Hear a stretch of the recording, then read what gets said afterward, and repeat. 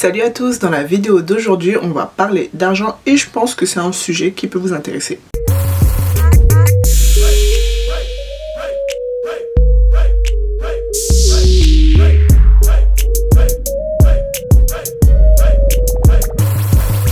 Alors pourquoi économiser autant? En septembre 2020 j'étais à Toronto et déjà la ville elle me plaisait pas plus que ça. Il y avait Alberta qui me faisait des appels de phare, mais bon je réfléchissais, j'étais là mais vas-y, tout recommencer jusqu'au début, enfin tout recommencer à zéro. Et en plus de ça Alberta c'est hyper loin, j'étais pas trop sûre et tout, alors que la meuf elle a quitté la France pour venir toute seule au Canada, mais bon aller en Alberta c'était trop dur pour elle. Et il y a aussi le fait que je faisais un métier qui ne m'intéressait pas du tout, je ratais tous mes entretiens et je pouvais pas prétendre à la résidence permanente. Alors je me suis dit vu que tu risques pas de rester vraiment longtemps au Canada, autant profiter, économiser de l'argent pour pouvoir voyager dans l'Ouest canadien, faire l'Est. Je voulais faire quelques pays de l'Amérique du Sud, après enchaîner éventuellement avec d'autres PVT. Je m'étais pas donné un montant précis à économiser, je m'étais juste dit mets ce que tu peux de côté, mais garde aussi des sous pour toi pour pouvoir t'amuser, parce qu'attends t'es au Canada et que tu fais que des économies, tu profites pas du Canada. Et en plus avec la pandémie, on va pas se mentir, ça m'a aussi aidé à économiser parce que soit les restos fermés, soit il y avait le pass sanitaire.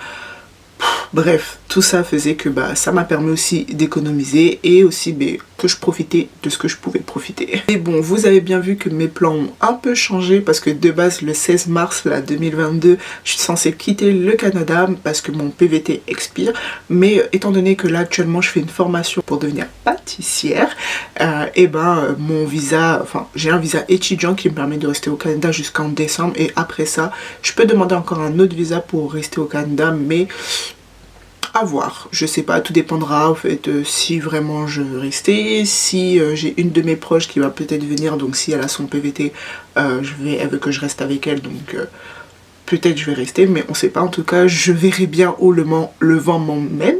Dans tous les cas je sais que jusqu'à septembre je suis encore au Canada et I follow just the flow. Alors comment j'ai économisé 13 000 $ canadiens juste en plus avec le salaire minimum de l'Ontario? Sachez que pour ceux qui ne savent pas, mais selon les provinces le salaire minimum va dépendre.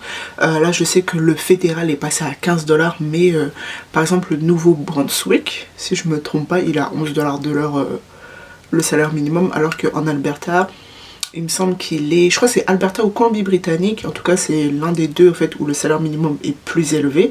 Il est entre 15,50 et 16 $, mais il faut aussi dire que le coût de la vie aussi est plus cher. Et en Ontario, le salaire minimum, à ce moment-là, moi il était à 14 $, mais en même pas 6 mois, mon salaire il a augmenté de 1 $, c'est déjà bien, donc à 15 $ de l'heure. Mais bon, pour pouvoir économiser tout court, il fallait que je sache combien exactement je peux au moins mettre par mois sûr, et combien moi j'ai exactement besoin pour tout ce qui me charge et pour profiter. Donc il a fallu que je fasse un calcul, parce qu'au au Canada tu es payé soit toutes les semaines, soit toutes les 2 semaines. Donc selon les mois ton salaire va changer, mais c'est juste les heures que tu auras fait que tu seras payé 2 semaines ou 1 semaine après. Après mon calcul, donc enlever mon loyer, enlever mon pass Navigo, pass pour prendre les transports, après on va enlever mon téléphone, après on va enlever ma nourriture et un peu d'argent aussi pour que je profite par mois.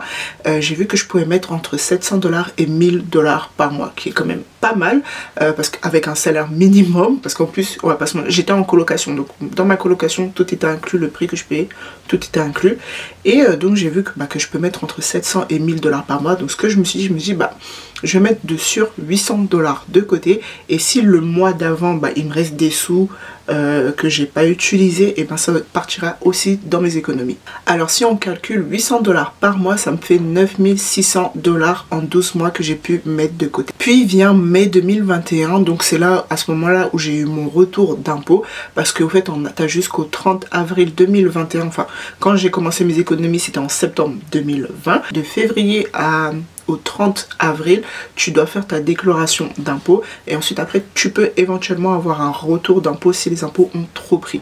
Et moi ce qui était super bien, j'ai eu un retour d'impôt, et le retour d'impôt n'était pas minimal parce que c'était de 2700 $ canadiens. Comment vous dire que ça c'est doux. J'ai jamais été contente de savoir que les impôts m'avaient trop pris et que j'ai un retour si important. 2700 $, waouh, c'était trop bien.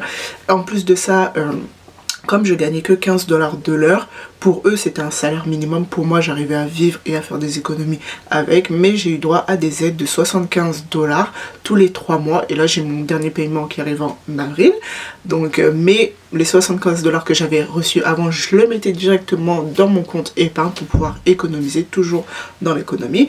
Ensuite après j'ai eu droit aussi à une autre aide, ça c'est, je l'ai eu 2 fois, 396 $, je les ai eu. Si j'avais bien compris cette loi, c'est parce qu'au fait que comme j'ai pas de voiture, je me déplace à pied ou en transport, bah, mon empreinte carbonique est moins importante. Et donc pour me remercier de ça, eh ben, j'ai reçu 2 fois 396 $. Franchement, quand tu reçois ça là, juste c'est trop bien. Bon, désolé du gros changement de luminosité, j'ai oublié qu'on est au Canada et qu'à partir de 17 h il fait nuit, mais d'un coup 17 h il commence à faire nuit, 17h01 là il commence à faire nuit complet. Donc bref, où on en était, oui, les retours d'impôts. Et là au fait là maintenant je suis au Québec, donc je suis pas trop sûre d'avoir toutes ces aides de retour d'impôts, donc je verrai bien parce que là je dois faire mes impôts, et d'ailleurs je vais vous en faire une vidéo. En tout cas, tout l'argent que je recevais de l'État allait dans mon compte épargne, plus au fait les économies que je faisais quand je sortais pas au resto, ou quand vu qu'on pouvait plus voyager de province en province, il n'y avait plus trop grande sortie à faire, donc je restais chez moi, ça faisait des économies qui allaient directement dans mon compte épargne. Et le 5 août 2021, j'atteins plus de 13 000 $ canadiens sur mon compte. Oh, quand tu vois ça là, ça fait trop joli sur le compte. J'atteins enfin les 13 000 $, même si c'était pas un objectif, mais je les atteins parce que j'avais démissionné. Et quand j'avais démissionné, ça faisait 1 an d'affilée que j'avais travaillé sans prendre de congé payé. Et mes 2 semaines de congé payé m'ont été payées. Et je crois que ça faisait 1300 ou 1400 $, un truc comme ça. Et ça a complété tout simplement mes économies. Et le 1er août 2021, j'étais déjà dans l'avion direction l'Ouest canadien pour un solo trip, parce qu'au fait il me fallait des cours entre 1 an de travail non-stop et mes prochains cours, donc j'avais besoin d'une vraie pause, de me dire genre en fait je suis au Canada, c'est les vacances, profite, genre t'as 1 mois, profite, genre vraiment enjoy ta life et tout. Et donc je suis partie solo trip. J'ai dit bon, je pourrais pas faire l'ouest, enfin j'ai fait l'ouest, je pourrais pas faire l'est, mais je le ferai peut-être cette année si je peux. Alors c'est la fin de cette vidéo, j'espère qu'elle vous aura plu. Nous on se dit à très vite pour une prochaine vidéo. Peace.